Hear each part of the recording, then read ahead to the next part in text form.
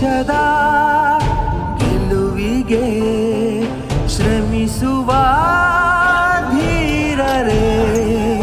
ವೇಷ ಭಾಷೆಗಳು ನೂರಾರು, ಎಲ್ಲಿ ನಾವು ಒಂದೇ. ವೇಷ ಕ್ಲೇಶಗಳ ದೂರ ಮಾಡಿ ಬನ್ನಿ ಎಲ್ಲ ಮುಂದೆ. ಭಾರತ ಮಾತೆ ನಿನಗೆ ವಂದನೆ, ಭೂಮಿಯಲ್ಲಿರುವ ಸ್ವರ್ಗ ನೀನೆ. ನಮ್ಮಯ ಜನುಮ ನಿನಗೆ ಅರ್ಪಣೆ, ಗಡಿಯನ್ನು ದಾಟಿ ಕೂಗಿ ಹೇಳು ಹೆಮ್ಮೆಯಲಿ. ಭಾರತ ಭಾರತ ಭಾರತ ಭಾರತ. ಪರಮ ಪೂಜ್ಯ ಡಾಕ್ಟರ್ ಜಿ ಅವರ ರಾಷ್ಟ್ರ ನಿರ್ಮಾಣ ಕಾರ್ಯಕ್ರಮಕ್ಕೆ ಶುಭ ಕೋರುವವರು ವಿವೇಕ ಜಾಗೃತ ಬಳಗ, ಠಾಣೆ.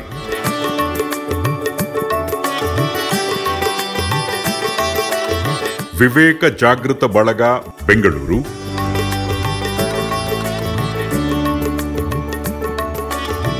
ವಿವೇಕ ಜಾಗೃತ ಬಳಗ, ಮಂಗಳೂರು. ಆಧುನಿಕ ಐಟಿ ಯುಗದಲ್ಲಿ ಇನ್ನರ್ ಟ್ಯೂಷನ್ ಮೂಲಕ ಮನುಜನಿಂದು ತನ್ನೊಳಗೆ ಇನ್ನರ್ ಟೂರ್ ಮಾಡಿಕೊಂಡು ತನ್ನ ಆತ್ಮಾವಲೋಕನದತ್ತ ಪ್ರಾಮಾಣಿಕ ಪ್ರಯತ್ನ ಮಾಡಲೇಬೇಕಾಗಿದೆ.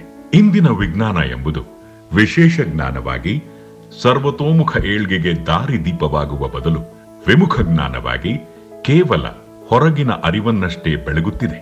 ಒಂದೇ ಒಂದು ಪದವಿ ಪಡೆದವನು ನಿಶ್ಚಿಂತೆಯಿಂದಲೇ ಥಟ್ಟನೆಯಿಂದ ಗಾಡ್ ಇಸ್ ನೋ ವೇರ್ ಎಂದೇ ಎದೆತಟ್ಟಿ ಹೇಳುವನು. ಪ್ರತಿಯೊಬ್ಬರೊಳಗಿರುವ ಪ್ರಾಣಶಕ್ತಿಯೇ ದೇಹಕ್ಕೆ ವರ್ಚಸ್ಸಿನ ರುಮಾಲಾಗಿರುವ ದೇವರು ಎಂದಾದ ಮೇಲೆ ಕೇವಲ 10 ವರ್ಷದ ಬಾಲಕನು ಧೈರ್ಯದಿಂದಲೇ ಗಾಡ್ ಇಸ್ ನೌ ಹಿಯರ್ ಎಂದೇ ವೀರ ಕಹಳೆಯನ್ನೂದಿ ಗೆಲ್ಲಲೇಬೇಕೆಂದು. ಪ್ರಸ್ತುತ ಜಗತ್ತಿನಲ್ಲಿ ಏನು, ಎಂತು, ಹೇಗೆ, ಏಕೆ ಎಂದೆಲ್ಲಾ ಪ್ರಶ್ನೆಗಳಿಗೆ ಸೂಕ್ತ ಉತ್ತರ ದೊರೆತರೇನೆ ಸತ್ಯ ನಂಬುವೆ, ಖಂಡಿತ ಪರಿಪಾಲಿಸುವೆ ಎಂಬಿ ಧೋರಣೆಯಂತೂ ಸರ್ವದಾ ಸಲ್ಲದು. ಆಧ್ಯಾತ್ಮಿಕ ಕ್ಷೇತ್ರದಲ್ಲಿ ಮೊದಲು ಬಿಲೀಫ್ ಇದ್ದರೇನೆ ನಂತರ ರಿಲೀಫ್ ಕಟ್ಟಿಟ್ಟದ್ದು. ಆದರೆ ವೈಜ್ಞಾನಿಕ ನಿಲುವಿದ್ದಾಗ ಮೊದಲು ರಿಲೀಫ್ ದೊರೆತರೇನೆ ಆನಂತರ ಬಿಲೀಫ್ ಎಂದು ವಾದಿಸಬಹುದಷ್ಟೇ. ಭಾವನಾತ್ಮಕ ವಲಯವಾದ ಭಕ್ತಿ, ಶ್ರದ್ಧೆ, ವ್ಯಾಕುಲತೆ, ಪ್ರೀತಿ, ತಾಳ್ಮೆ, ಕ್ಷಮೆ, ಕರ್ತವ್ಯಪರತೆ, ನಿಸ್ವಾರ್ಥತೆಗಳೆಂಬಿ ದೈವಿ ಗುಣಗಳನ್ನು ಔಷಧ ಸೇವಿಸಿ ಹೆಚ್ಚಿಸಿಕೊಳ್ಳಲಂತೂ ಸಾಧ್ಯವೇ ಇಲ್ಲ. ಇವೆಲ್ಲ ಸ್ವಪ್ರಯತ್ನದಿಂದೊದಗುವ ಗುಣರತ್ನಗಳಷ್ಟೇ.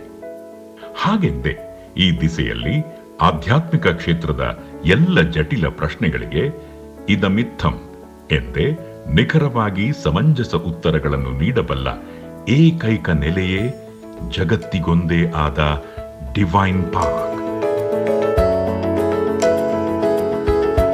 ಅಂದಿನ ವೀರ ವೇದಾಂತಿ ಸ್ವಾಮಿ ವಿವೇಕಾನಂದರಿಂದಲೇ ನಿರ್ಮಿಸಲ್ಪಟ್ಟ ಈ ವಿಶಿಷ್ಟ ಆಧ್ಯಾತ್ಮಿಕ ಪ್ರಯೋಗಶಾಲೆಯಲ್ಲಿ ನಾನಾ ಧರ್ಮದ, ನಾನಾ ದೇವರುಗಳ ಭವ್ಯ ನೆಲೆಯೇ ಇದ್ದು ಮಾತನಾಡುವ ದೇವರೆಲ್ಲರ ಪರಮ ಪಾವನ ಏಕೈಕ ತಾಣವಿದಾಗಿದೆ.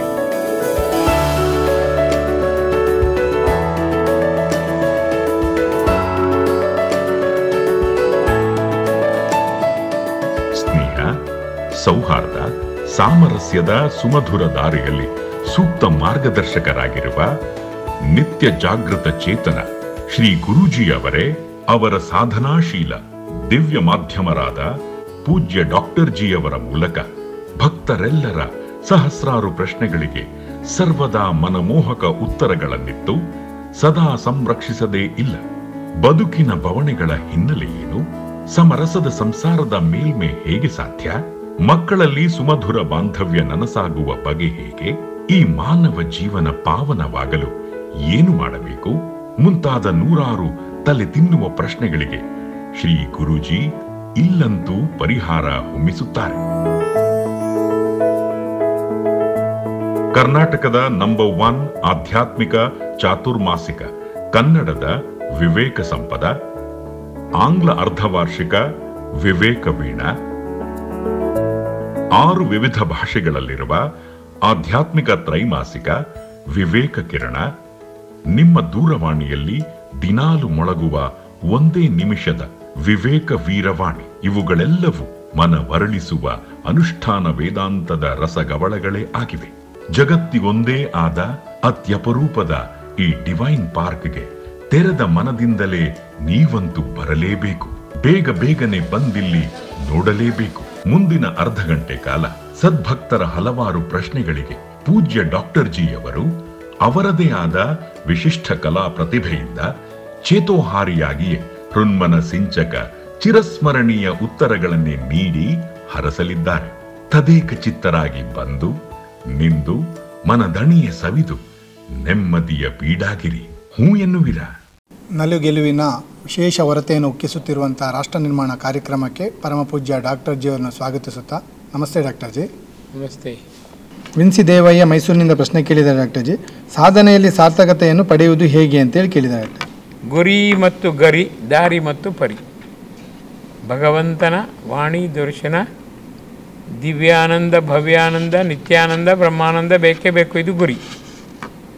ದಾರಿ ನನ್ನ ಮಾಡುವ ಕೆಲಸ, ಮಾಡುವ ಯೋಚನೆ ಸಾಚಾವಾಗಿ ಪ್ರಾಮಾಣಿಕವಾಗಿ ಮಾಡುತ್ತೇನೆ. ಯಾವ ಅಡೆತಡೆಗಳು ಬಂದರೂ ನಿನ್ನ ಪರೀಕ್ಷೆ ಅಂತ ಗೆಲ್ಲುತ್ತೇನೆ. ಪರಿ, ನೀನು ಕೃಪಾಳು, ಕೃಪಾಸಾಗರ, ಖಂಡಿತವಾಗಿಯೂ ನನ್ನನ್ನು ಕೈ ಬಿಡುವುದಿಲ್ಲ. ಕೊನೆಯ ತನಕ ನಾನು ನಿನ್ನನ್ನು ನೆಚ್ಚಿಕೊಂಡಂತೆ ನೀನು ನನ್ನನ್ನು ಹಚ್ಚಿಕೊಳ್ಳುವೆ ಎಂಬ ಭಾವ. ಆಮೇಲೆ ಖಂಡಿತವಾಗಿಯೂ ಭಗವಂತನಲ್ಲಿ ಮೋಸದ ವಂಚನೆ ಇಲ್ಲ. ಖಂಡಿತ ನಂಬಿ ತುಂಬಿ ದಿಂಬಿನಂತಾದರೆ ಅದ್ಭುತವಾದ ಪರಿಣಾಮ. ಕ್ಷಣ ಕ್ಷಣಕ್ಕೂ ಭಗವಂತ ಬಂದು ರಾತ್ರಿ 12:24 ಮಗು, ಮುದ್ದು, ಕಂದ, ಚಿನ್ನ ಅಂತ ಮಾತಾಡಿಸ್ತಾನೆ. ಇನ್ನೇನು ಬೇಕು? ಇನ್ನೇನು ಬೇಕು? ದಿನದಲ್ಲಿ ಮೃದುವಾದ ಸ್ವರದಿಂದ ಮಗು, ಮುದ್ದು, ಕಂದ, ಚಿನ್ನ ಅಂತ ಹೇಳುವಾಗ ಒಂದಿನ ನಿಮಗೆ ಎಚ್ಚರ ಆಯ್ತಂತಾದ್ರೆ ಎಂಥ ಖುಷಿ ಆಗುತ್ತೆ ಗೊತ್ತಾ? ನೀವು ಅದನ್ನು ಚೆನ್ನಾಗಿ ಅನುಭವಿಸಿದ್ದೀರಿ. ಸಾಕಷ್ಟು ಅನುಭವಿಸಿದ್ದೇನೆ. ಎಷ್ಟೊತ್ತು 8 ಗಂಟೆ ನನ್ನ ಜೊತೆ ಮಾತಾಡಿದ್ದಾರೆ ಭಗವಂತ ಗುರುಜಿ. 8 ಗಂಟೆ ಯೋಚನೆ ಮಾಡಿ, ಎಷ್ಟು ಕಾಂಟಿನ್ಯೂಸ್. ಹೇಳಬಾರ್ದಂದೆ ನಾನು ಹೇಳಿದ್ದೇನೆ. ನಾನು ಗ್ರೇಟ್ ಅಂತ ಹೇಳಿದ್ದೆಲ್ಲ, ನೀವು ಗ್ರೇಟ್ ಆಗಬೇಕಂತ ಹೇಳೋದು. ಯಾವುದೇ ನನ್ನ ಅಹಂಕಾರ ಇಲ್ಲವೇ ಇಲ್ಲ. ನಾನು 0. ನೀವು ಗ್ರೇಟ್ ಆಗಿ ಎಲ್ಲವೂ ಸಾಧ್ಯ. ಈ ಜಗತ್ತಿನಲ್ಲಿ 20-25 ದಿನ ಈ ವರ್ಷದಲ್ಲಿ ಎಲ್ಲವೂ ಸಾಧ್ಯ. ರಾಮಾಯಣ ಮಹಾಭಾರತ ಕಾಲ ಮಾತ್ರ ಅಂತಲ್ಲ, ಈ ಕಾಲದಲ್ಲೂ ಸಾಧ್ಯ. ಹೃದಯ ಮತ್ತು ಮನಸ್ಸು ಪರಿಶುದ್ಧ, ಪರಿಪಕ್ವ, ಪ್ರಬುದ್ಧ ಆಗಿದ್ರೆ ಸಾಧ್ಯ.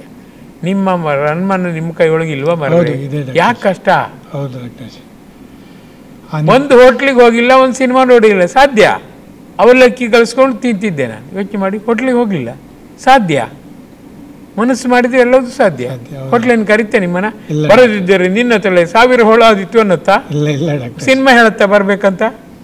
ಆ ಸಂಯಮ ಆ ಸಂದರ್ಭದಲ್ಲಿ ತಗೊಳ್ಬೇಕು. ಸುಲಭ ಮಾರ್ರಿ, ಅದು ವಿಷ ಅಂತ ತಿಳ್ಕೊಳ್ಳಿ. ವಿಷ ನಾವೇ ಕುಡಿತೇವ, ತಿಂತೇವ? ಇಲ್ಲ. ಹೊಟ್ಟೆ ಹಸ್ದಿದೆ ಮರ, ವಿಷ ಕುಡಿ ಹೇಳ್ತೇವಾ? ಇಲ್ಲ ಡಾಕ್ಟರ್. ನಮ್ಮ ರಕ್ಷಣೆ ನಮಗೆ ಬೇಡವಾ? ಶೀಲ ರಕ್ಷಣೆ ಹಾಗೆ. ನಿನ್ನ control, you should conquer yourself, anchor himself easily. ಎಷ್ಟು ಸುಲಭ. ಗುರುಜಿ ಒಂದ್ಸರಿ ನಂಗೆ ಹೇಳಿದ್ದು, conquer yourself, anchor myself, you will win. ಎಷ್ಟು ಸುಲಭ. ಹೌದು ಡಾಕ್ಟರ್. ನಮಗದು ಆಗುದಿಲ್ಲ. ನಮ್ಮದೇ ಒಂದು ದಾರಿ, ಊರಿಗೊಂದು ದಾರಿ, ಪೂರ್ಣಿಗೆ ಇನ್ನೊಂದೇ ದಾರಿ. ನಮಗೆ ಆಗುದಿಲ್ಲ ಅಂತೇಳಿ ಬೇಗ ಜಾರಿ ಬಿಡ್ತೇವೆ. ಯಾಕೆ ಜಾರಬೇಕು? ನಾ ಹೇಳುದು, ನೀರಿಲ್ಲ, ಬಚ್ಚಲ್ ನೀರು ಕುಡಿತೇವ? ಇಲ್ಲ ಡಾಕ್ಟರ್. ಲ್ಯಾಟ್ರಿನ್ ನೀರು ಕುಡಿತೇವ? ಯೋಚನೆ ಮಾಡಿ. ಇಲ್ಲ ಡಾಕ್ಟರ್. ಅದಕ್ಕೆಲ್ಲ ಸಂಯಮ ಇದೆ. ಇದಕ್ಕೂ ಸಂಯಮ ಮಾಡಿ. ಏನೀಗ? ಹೌದು ಡಾಕ್ಟರ್. ರೂಲ್ಸ್ ರೆಗ್ಯುಲೇಷನ್ ನಿಮ್ಗೊಂದು ಇಟ್ಕೊಳ್ಳಿ. ಭಗವಂತನನ್ನು ಕಾಣಬೇಕು, ಭಗವಂತನ ಜೊತೆ ಮಾತಾಡು, ಭಗವಂತ ಬಂದು ನನ್ನೊಳಗೆ ವಾಸಿಸಬೇಕು ಅಂತ ಆದರ್ಶ. ಹೌದು ಡಾಕ್ಟರ್. 8ನೇ ವರ್ಷದಲ್ಲಿ ನಾನು ಎಣಿಸಿದ್ದೆ, ದೇವರಿಗೆ ನನ್ನ ದೇಹ ಒಂದು ಖಂಡಿತವಾಗಿ ಒಂದು ಮಂದಿರ ಆಗಬೇಕು. ಇವತ್ತು ಹೇಳ್ತಾ ಇದ್ದೇನೆ, 8 ಗುರುಜಿಗೆ ಅತ್ಯಂತ ಇಷ್ಟವಾದ ಅಂಕೆ. ಮೇಲೊಂದು 0, ಕೆಳಗೊಂದು 0, ಹೊರಗೂ 0, ಒಳಗೂ 0, ಹಗಲು 0, ರಾತ್ರಿಯೂ 0, ಮೇಲೂ 0, ಕೆಳಗೂ 0, 0 0 ಜೋಸ್ತಿಯಾಗಿರುವುದು. ಸಾಮರಸ್ಯ, ಪರಸ್ಪರ ವಿರೋಧ ಅಲ್ಲ, ಪರಸ್ಪರ ಸಂಯೋಗ. ಹಾಗಿದೆ 8ನೇ ವರ್ಷ ತುಂಬುವಾಗ ನಾನು ಪ್ರತಿಜ್ಞೆ ತೊಡುತ್ತೇನೆ, ಭಗವಂತ ನನ್ನ ಜೊತೆಗೆ ಸದಾಕಾಲ ಮಾತನಾಡುವಂಥ ಭಗವಂತನಿಗೆ ನಾನು ಅವನಿರುವ ಯೋಗವನ್ನು ಕಲ್ಪಿಸಬೇಕು. ಅದು ದಿವ್ಯ ಯೋಗ ಆಗಬೇಕು. ಅದನ್ನು ಈಡೇರಿಸಿದ್ದಾರೆ. ಎಷ್ಟು ದಿನ ಗೊತ್ತಿಲ್ಲ. ಕಂಟಿನ್ಯೂಸ್ ಆಗಿ ನೀವು ಇರಬೇಕು. ಎಂತ ಒಂದು ನೀವು ದೇಹವೇ ಮಂದಿರ ದೇಗುಲ. ಆಗಬೇಕು ಅಂತೇಳಿ ಖಂಡಿತ ಅದು ಆ ಮನಸ್ಥಿತಿ ಅದು 8 ವರ್ಷದಲ್ಲಿ ಮೆಡಿಕಲ್ ಕಾಲೇಜ್ ಸೇರ್ಕೊಂಡು ಶಿಸ್ತು ಸಂಯಮದೊಂದಿಗೆ ಇರುವುದು ಅವ್ರ ಕೃಪೆ ಹೇಳಿದ್ರೆ ಸಾಧ್ಯವೇ ಇಲ್ಲ. ಎಷ್ಟು ಸರಿ ಜಾರ್ತೆ ಇಲ್ಲ ನೀವೇ ಹಿಡ್ಕೊತೀನಿ ಇದ್ದೀರಿ, ಆಯ್ತು ಮಗು ಹಿಡ್ಕೊತೀರಿ. ಎಷ್ಟು ಕಷ್ಟ ಅದು. ಹೌದು. ಭಾವನಾತ್ಮಕ ವಲಯದಲ್ಲಿ ಗೆಲ್ಲುವುದು ಎಷ್ಟು ಕಷ್ಟ. ಎಲ್ಲ ಇರ್ತಾರೆ, ದೇವರು ಇರ್ತಾರೆ ಅಂತ ಆ ಮೂಮೆಂಟ್, ಆ ಪರೀಕ್ಷೆ ನಡೆಯೋ ಮೂಮೆಂಟ್ನಲ್ಲಿ ಖಂಡಿತ ಆ ಮೂಮೆಂಟಲ್ಲಿ ಗೆಲ್ಲುವುದೇ ಒಂದು ದೊಡ್ಡ ಭಾರಿ ಕಷ್ಟ. ಆದರೆ ಅವರು ಗೆಲ್ಲಿಸ್ತಾರೆ, ಭರವಸೆ ಇತ್ತು ನನಗೆ. ನಾನು ರೆಡಿ, ನೀವು ತಯಾರಾಗಬೇಕಷ್ಟೇ. ನಾ ಅವ್ರಿಗೆ ಹೇಳಿದ್ದು ಹಾಗೆ, I am ever ready, you should be ready forever to grace me, to grant me, to guide me, to guard me. ಹೇಗಿದೆ?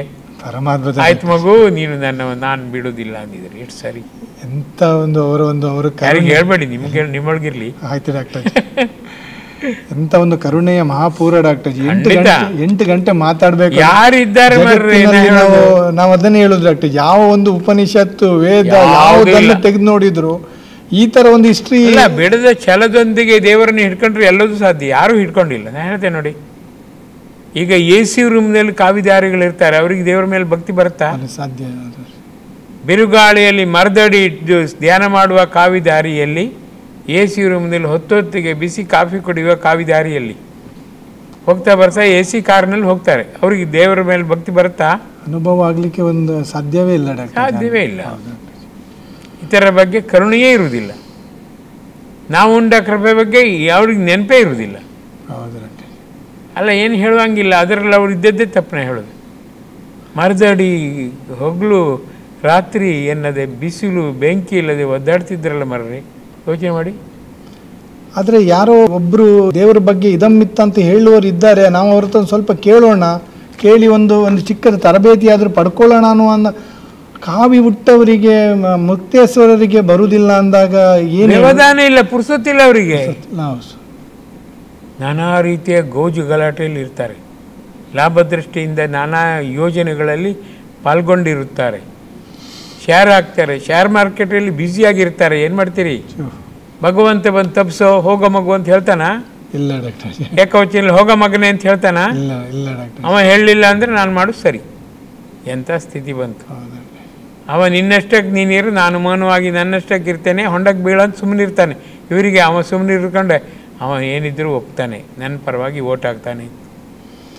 ಆ ಭ್ರಮೆ ಬರಬೇಕು, ನೀನು ಹಾಳಾಗಬೇಕು, ಹೋಳಾಗಬೇಕು ಅಂತ ಭಗವಂತ ಬಯಸುತ್ತಾನೆ. ನನ್ನನ್ನು ಮೀರಿಸುವ ನೀನು ಮೇಲೆ ಇರಬೇಡ, ಹೊಂಡಕ್ಕೀರ ಅಂತ ಹೇಳ್ತಾನೆ. ಇದು ಇವ್ರಿಗೆ ಗೊತ್ತೇ ಇಲ್ಲ. ನನ್ನ ಜೊತೆ ಬರ್ತಿದ್ದ ಅವ, ಅಷ್ಟಿದ್ರೆ ಬೇಡ ಅಂತ ಹೇಳ್ತಿದ್ದ. ಬೇಡ ಅಂತ ಹೇಳುವ ಯೋಗ್ಯತೆ ಅವ ಹೇಳಿದ್ದಾನೆ, ಮೆಲುಧ್ವನಿಯಲ್ಲಿ ಹೇಳಿದ್ದಾನೆ. ಒಳಕಿವಿನಿ ತೆರೀಲೇ ಇಲ್ಲ. ಗೊತ್ತಾಗುದು ಹೇಗೆ?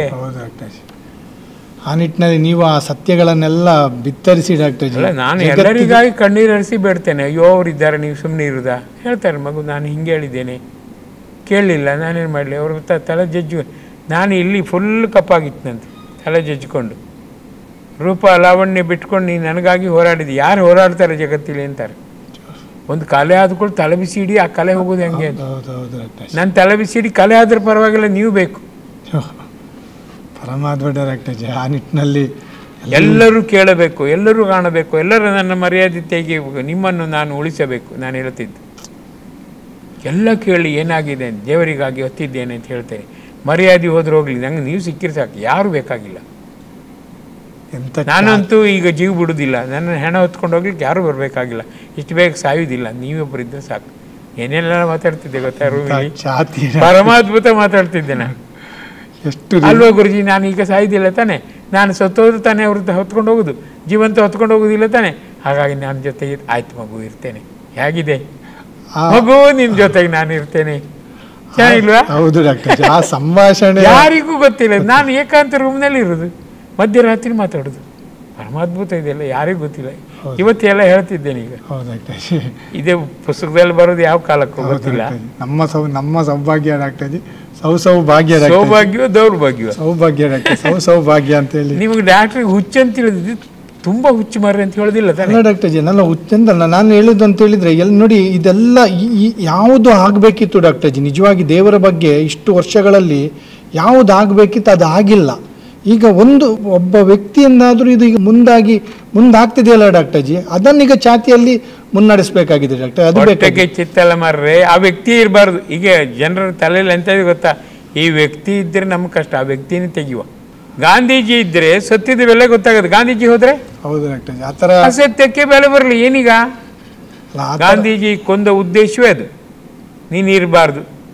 ಕೆನೆಡಿ ಕೊಂದ ಉದ್ದೇಶವೇ ಅದು, ನೀನು ಸತ್ಯಯುತವಾದ ವ್ಯಕ್ತಿ ನೀನು ಇರಬಾರ್ದು, ಹೋಗು.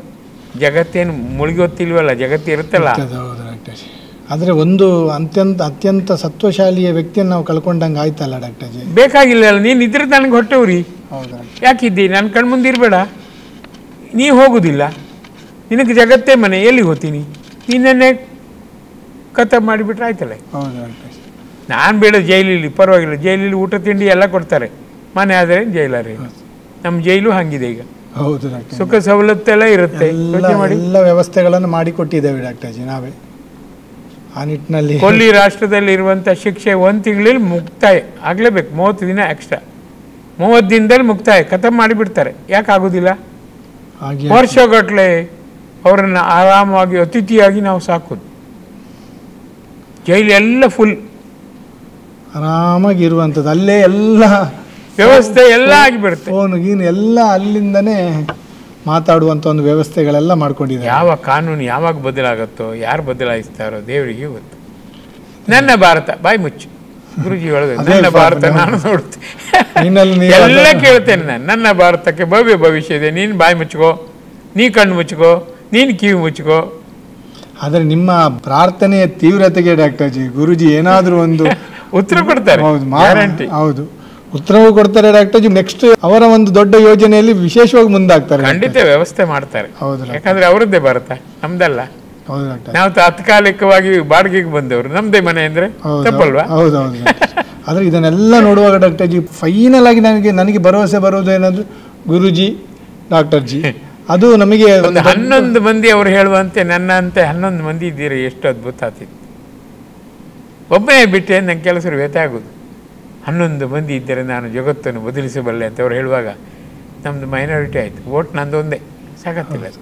ಆ ನಿಟ್ಟಿನಲ್ಲಿ ಆಗಬೇಕು ಡಾಕ್ಟರ್ ಜಿ. ಅಟ್ಲೀಸ್ಟ್ ನಿಮ್ಮ ಗೈಡೆನ್ಸಿಂದ ಆದರೂ ಆ ರೀತಿ ಪಡ್ಕೊಂಡು ಆ ರೀತಿ ಮೇಲೇರುವಾಗ ಯಾರಿಗೆ ದೇವರು ಮಾತ್ರ ಬೇಕಂತಿದೆ ಮಾರ್ರೆ. ಎಲ್ಲ ಎರಡೂ ಬೇಕು, ಹಣವು ಬೇಕು, ಗುಣವು ಬೇಕು, ಅಕ್ಕಿಯೂ ಬೇಕು, ನೆಂಟರು ಬೇಕು. ಅತ್ತ ಇಲ್ಲ ಡಾಕ್ಟರ್ ಜಿ. ನಾವೆಲ್ಲ ಲಾಭ ಪಡ್ಕರು. ಯೋಚನೆ ಮಾಡಿ, ಅದು ಬೇಕು, ಇದು ಬೇಕು ಸರ್, ಇದು ಬೇಕು ಸರ್, ಇದು ಬೇಡ. ಭಗವಂತ ಮಾತ್ರ 3ನೇ ವರ್ಷದಿಂದ ನನ್ನ ಆಸೆ 8ನೇ ವರ್ಷದಲ್ಲಿ ಖತಮ್ ಮಾಡಿಬಿಟ್ಟಿದ್ದೇನೆ. ದೇವರು ಮಾತ್ರ 8ನೇ ವರ್ಷ ಇನ್ನೂ ಆರಂಭ. ಯೋಚನೆ ಮಾಡಿ, ಯಾವ ಸೌಲಭ್ಯ ನಾನು ಪಡೆದಿದ್ದೇನೆ? ಯಾವುದೂ ಇಲ್ಲ. ದೇವರು ಮಾತ್ರ ಅಂತ. ಹಿರಿಯ ಸಂಸ್ಕಾರ, ಹಿರಿಯರ ಪುಣ್ಯ, ಅದಷ್ಟೇ. ಸಂಸ್ಕಾರದ ಒಂದು ಹೌದು ಡಾಕ್ಟರ್ ಜಿ. ಮತ್ತೆ ನಿಮ್ಮ ಹೋರಾಟವೂ ಹೌದು ಡಾಕ್ಟರ್ ಜಿ. ನಮ್ಮ ಅಮ್ಮ ಹೇಳ್ತಿದ್ಲು, ಆ ಮರಳು ಕಾಡಿನಲ್ಲಿ ನನ್ನ ಹೊಟ್ಟೆಯನ್ನು ನೆಲಕ್ಕೆ ಕೊಚ್ಚಿಕೊಂಡು ಈ ಪಿಂಡ ತಾಳಿ ಹೋಗ್ಲಿ ಅಂತ ಕಣ್ಣೀರು ಹರಿಸಿದ್ದೆ. ನಿಮ್ಮ ಹತ್ತು ಉಳಿದೆ ನೋಡು, ನೀನು ಮನುಷ್ಯ ಅಲ್ಲ ಅಂದಿಲ್ಲ. ಸುಮನಸ ವಂದಿತ ಸುಂದರಿ ಮಾಧವಿ ಚಂದ್ರ ಸಹೋದರಿ ಹೇಮಮಯಿ. ಅಲ್ಲಿಂದನೇ ಒಂದು ದೊಡ್ಡ ನಿಮಗೆ ಆ ಮೂಮೆಂಟ್ ಇಂದನೇ. ಹೌದು ಡಾಕ್ಟರ್. ಶಿಕ್ಷೆಯ ರಕ್ಷೆಯ ಎರಡೂ ಆಗಿದೆ ಡಾಕ್ಟರ್. ಅಯ್ಯೋ ದೇವರು, ಎಣಿಸಿದ್ರೆ ಕೆಲವೊಮ್ಮೆ ಆಶ್ಚರ್ಯ ಆಯ್ತು, ಈ ಕಲಿಯುಗದಲ್ಲೂ ಇದೆಲ್ಲ ಸಾಧ್ಯವಾ ಅಂತ. ಹೌದು ಡಾಕ್ಟರ್ ಜಿ. ಆದರೆ ನಿಮ್ಮ ತಾಯಿಯ ಆ ಹೃದಯ, ಅವರೊಂದು ಆ ತಪಸ್ಸು, ಗ್ರೇಟ್. ಗುರುಜಿ ಆ ನಿಟ್ಟಿನಲ್ಲಿ ನಿಮ್ಮನ್ನು ಅವ್ರು ಬೆಳೆಸಿದ್ರು ಡಾಕ್ಟರ್ ಜಿ. ನಿಜವಾಗಿ ನೀವು ಕಂಡಿದ್ರ ನಮ್ಮಮ್ಮನ? ಇಲ್ಲ ಡಾಕ್ಟರ್ ಜಿ. ಬೇಗ ಬರ್ಕಿತ್ತು ಮಾರ. ಎಲ್ಲೆಲ್ಲೋ ತಿರುಗ್ತಾ ಮೆರವಣಿಗೆ ಮಾಡ್ತಾ ಇದ್ರಿ, ಹೆಂಗಾಗ್ತದೆ? ಹೌದು ಹೌದು ಡಾಕ್ಟರ್ ಜಿ. ಅದೇ ನನಗೆ ತುಂಬಾ 83 ಜನವರಿ 14 ಹೌದು ಪಾಪ. ನನಗೆ ಯಾವಾಗ ಬಂದದ್ದು? ನನಗೆ 5 ವರ್ಷ ಡಾಕ್ಟರ್ ಜಿ. ಅವಾಗ ನೀವು ಡಿವೈನ್ ಪಾರ್ಕ್ ಬಂದಿದೆ ಯಾವಾಗ? ನಾನು 97 ಡಾಕ್ಟರ್. ಅಯ್ಯೋ, 14 ವರ್ಷದ ನಂತರ. ಹೌದು ಡಾಕ್ಟರ್. ಆದರೆ ಅದು ಅಮ್ಮನ ಒಂದು ಪ್ರತಿ ಸಲದಲ್ಲಿ ಅವರ ಸಂದೇಶದ ಒಂದು ಕಳಕಳಿ ಡಾಕ್ಟರ್ ಜಿ, ಅದು ಒಂದು ಎಕ್ಸ್ಟ್ರಾರ್ಡಿನರಿ ಡಾಕ್ಟರ್ ಜಿ. ಅವ್ರದ್ದು ಅವರೇ ಸ್ಯಾಟ್. ಕರೆಕ್ಟ್. ಹೌದು ಡಾಕ್ಟರ್ ಜಿ. ಆ ಸಂದೇಶಕ್ಕೆ ಬಂದರೆ ಅದು ಗೊತ್ತಾಗ್ತದೆ ಡಾಕ್ಟರ್. ಎಂತ ಪ್ರೀತಿ! ಒಂದು ಇರುವೆ ಮೇಲೂ ಪ್ರೀತಿ, ಪರ್ಚೋಳ ಮೇಲೂ ಪ್ರೀತಿ, ಹಾತೆ ಮೇಲೂ ಪ್ರೀತಿ. ಅಯ್ಯಪ್ಪ, ಅವಳ ಪ್ರೀತಿ ಏನಿದೆ! ಎಷ್ಟು ಕಷ್ಟಪಟ್ಟು ಈ ದೀಪಕ್ಕೆ ಸುತ್ತಕೊಂಡಿದ್ದೆ. ಹೇ ಹಾತಿಯೇ, ಕ್ಷಣಿಕ ಜೀವನ, ಈ ಮರುಕ್ಷಣ ಸತ್ತೋತಿಯಲೆ, ನಿನ್ನ ಸಾವನ್ನು ನಾನು ಕಾಣಬೇಕಲ್ಲ, ನಾನು ಆಚೆ ಹೋಗ್ತೇನಪ್ಪ. ನೋಡಿ ಎಂತ ಹೃದಯ. ಭವ ಭಯ ಹಾರಿಣಿ ಪಾಪ ವಿಮೋ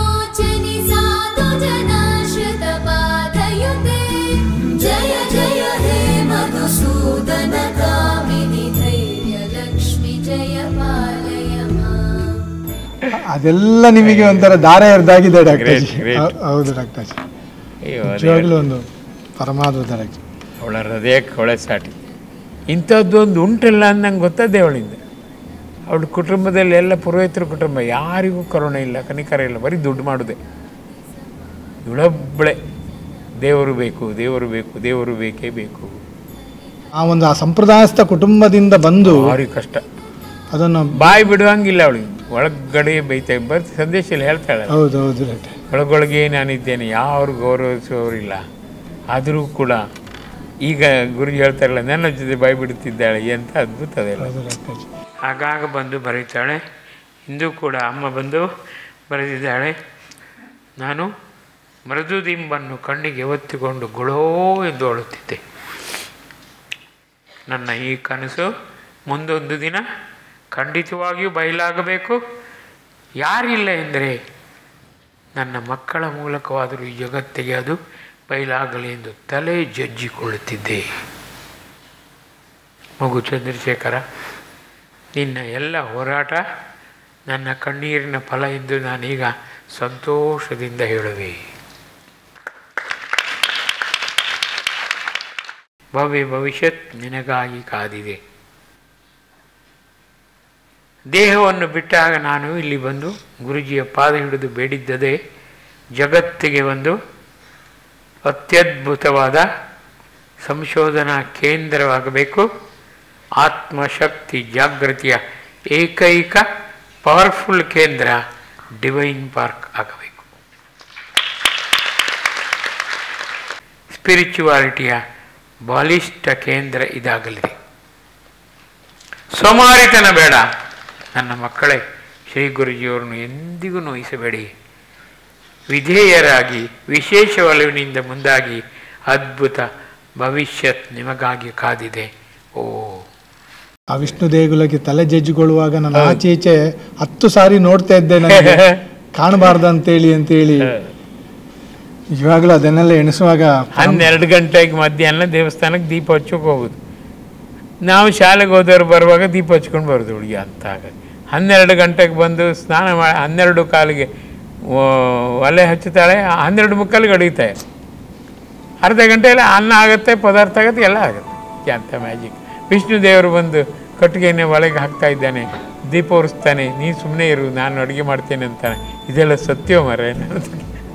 ಎಂಥ ಒಂದು ನಿಜವಾಗಿಯೂ ಎಂಥ ಯುಗ, ಯೋಚನೆ ಮಾಡಿ, ಎಂಥ ಯುಗದಲ್ಲಿ ನಾವಿದ್ದೆವು. ಸುಮನಸ ವಂದಿತ ಸುಂದರಿ ಮಾಧವಿ ಚಂದ್ರ ಸಹೋದರಿ ಹೇಮಮಯಿ ಮುನಿಗಣ ವಂದಿತ ಮೋಕ್ಷ ಪ್ರದಾಯಿನಿ ಮಂಜುಳ ಭಾಷಿಣಿ ವೇದನುತೆ.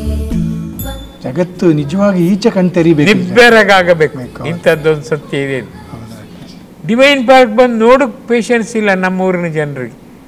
ಗೋಪುರ ಇಲ್ಲ ಮರ್ರೆ, ಮಡಿ ಮೈಲ್ಗೆ ಇಲ್ಲ ಮರ್ರೆ, ಶೂ ಹಾಕೊಂಡವರು ಎದುರುಗಡೆ ಇದ್ದಾರೆ. ಆ ದೇವಸ್ಥಾನಕ್ಕೆ ನಾವು ಹೋಗೋದಾ? ಈ ರೀತಿ ಯೋಚನೆ ಮಾಡುವವರಿಗೆ ಇನ್ನು ಯಾವ ರೀತಿ ಉದ್ಧಾರದ ದಾರಿ ತೋರುದೋ ಡಾಕ್ಟರ್ ಜಿ? ನಾವು ನಾಮ ಭಸ್ಮ ತಿಲಕ ಹಾಕ್ಕೊಂಡು ಪಾಣಿಪಂಚಿ ಹಾಕ್ಕೊಂಡು ಇದ್ದರೆ ಬರುವ ಅಂತ ಅನಿಸುತ್ತೆ. ಶೂ ಹಾಕೊಂಡಿದ್ದವರು ದೇವಸ್ಥಾನಕ್ಕೆ ನಾವೆಂತ ಹೋಗೋದು? ಹೇಗಿದೆ ಅದು? ಇನ್ನರೂ ಒಂದು ಆ ಸತ್ಯವನ್ನು ತಿಳಿಯುವಂಥ ಮನಸ್ಥಿತಿ, ಹೃದಯ ಮನಸ್ಸಿನ ಪರಿಶುದ್ಧತೆ ಗೊತ್ತೇ ಇಲ್ಲ. ಗೊತ್ತಿಲ್ಲ, ಬರೀ ಬೂಟಾಟಿಕೆ, ತೋರಾಣಿಕೆ.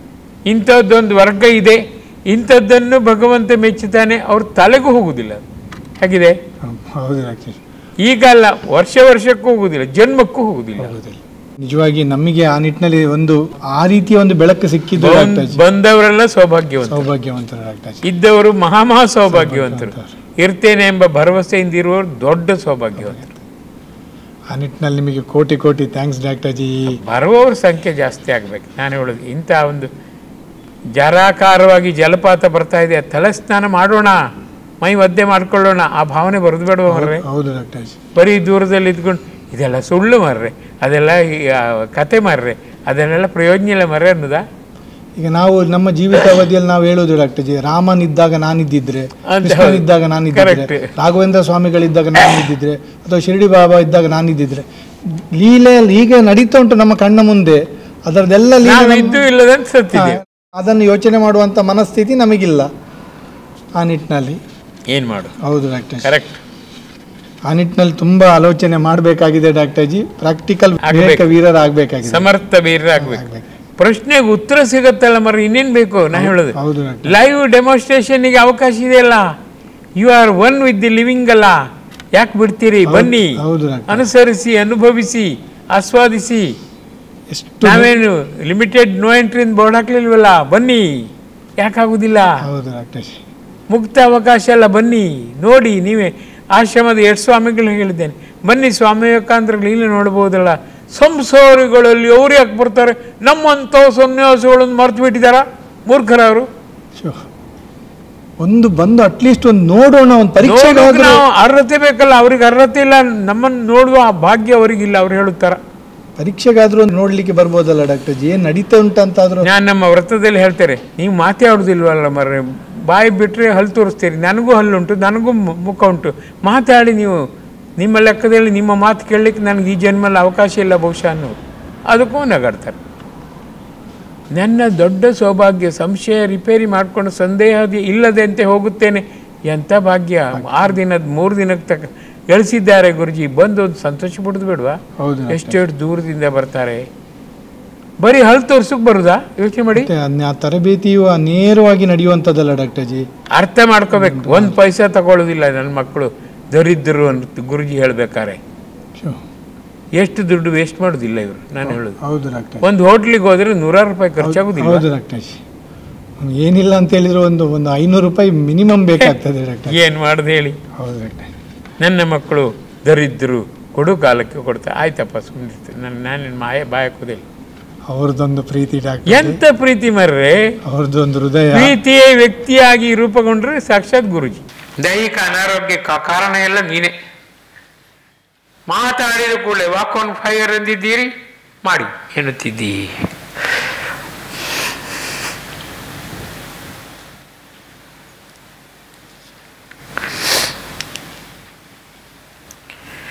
ಜಗತ್ತನ್ನು ಪ್ರೀತಿಸುವವರು ಯಾರಿದ್ದಾರೆ ಮಗು? ಎಲ್ಲ ಲೌಕಿಕ ಸ್ವಾರ್ಥ ಲಾಭಕ್ಕಾಗಿ, ಹೆಂಡತಿಗೆ, ಮಕ್ಕಳಿಗೆ, ಆಸ್ತಿ ಪಾಸ್ತಿ, ಕೀರ್ತಿ ಅಂತಸ್ತಿಗೆ. ಈ ಜಗತ್ತು ಕೇವಲ ಸ್ವಾರ್ಥಮಯ. ಆದರೂ ದೊಡ್ಡ challenge, life as A challenge, ಇದು ನನ್ನ ಉದಾತ್ತ ಗುರಿಯಾಗಿತ್ತು. ಏನು ಭಯಬೇಡ, ಸ್ವಲ್ಪ ರಿಕವರಿ ನಿಧಾನವಾದೀತೆ ಹೊರತು ಆ ರಿಕವರಿ ತಪ್ಪಿಸಲು ಯಾರಿಂದಲೂ ಸಾಧ್ಯವಿಲ್ಲ. ನನ್ನ ಭಕ್ತರಿಗೆ ಕಿವಿ ಮಾತಿಷ್ಟೇ, ಈ ಡಾಕ್ಟರನ್ನು ಖಂಡಿತವಾಗಿಯೂ ನೀವು ಮರೆಯಬಾರದು. ನಿಮಗಾಗಿ ಹರಿಸಿದ ಕಣ್ಣೀರು 7 ಸಾಗರಗ 100 ಪಾಲು ಎಂದು ತಿಳಿದು ಇನ್ನಾದರೂ ನೀವು ಮೃದುವಾಗಬೇಕು. ಮತ್ತೇನು ಅಲ್ಲ. ನಿಜವಾಗಿಯೂ ಅಂಥವರೊಟ್ಟಿಗೆ ನಮ್ಮ ಜರ್ನಿ ನಾವಿದ್ದೇವಲ್ಲ, ನಾವೆಷ್ಟು ಭಾಗ್ಯವಂತರು. ಹೌದು ಡಾಕ್ಟರ್, ಅದನ್ನ ಅರಿತು ಬೆರೆತು ನಾವು ಮುಂದಾಗಬೇಕಾಗಿದೆ ಡಾಕ್ಟರ್. ನಾನೇ ಡಂಬ ಕೊಚ್ಕೋತೇನೆ, ಸಾಕ್ಷಾತ್ ಸ್ವಾಮಿ ವಿವೇಕಾನಂದರು ನನ್ನ ಮೂಲಕ ವ್ಯಕ್ತವಾಗ್ತಾನೆ ಹೇಳಿದುಂಟ. ಎಲ್ಲರೂ ಯೋಚನೆ ಒಂದು ವಿಡಿಯೋದಲ್ಲಾಗ್ಲಿ ಗೊತ್ತಿಲ್ಲದಂತೆ ನಾನು ಬೆಪ್ಪನಾಗಿರ್ತೇನೆ. ಒಂದು ಪುಸ್ತಕದಲ್ಲಿ 900 ಪುಸ್ತಕದಲ್ಲಿ ಒಂದು ಪುಸ್ತಕದಲ್ಲಿ ಆ ಥರ ಇಲ್ಲ ಡಾಕ್ಟರ್. ಏನೋ ಅವ್ರು ನಮ್ಮನ್ನು ಅಂಟ್ಕೊಂಡದ್ದು ನಮ್ಮ ಭಾಗ್ಯ. ಎಷ್ಟು ದಿನ ನಾನೇ ಗ್ಯಾರಂಟಿ ಹೇಳೋದಿಲ್ಲ. ಎಷ್ಟು ದಿನ ಇರೋಣ ಇದು ಯಾರಿಗೊತ್ತು. ಹೌದು ಡಾಕ್ಟರ್. ದರ್ಪ ಒಂಚೂರು ತೋರಿಸೋದಿಲ್ಲ.